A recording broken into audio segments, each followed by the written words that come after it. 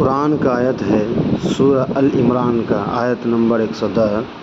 اے امت محمدیہ، تم افضل امت ہو، تم کو انسانوں کے نفع کے لیے بھیجا گیا ہے، تم بھلی باتوں کو انسانوں میں پھیلاتے ہو اور بری باتوں سے ان کو روکتے ہو، یعنی انسانوں کو، اور اللہ پر ایمان رکھتے ہو۔ یہ قرآن کی آیت ہے۔ ہم تمام امت مسلمہ کو اس آیت پر 100% اپنی زندگی گزارنے اور ان آیت پر اپنے ہر نیک اور اچھے عمل کرنے کی توفیق عطا فرمائے۔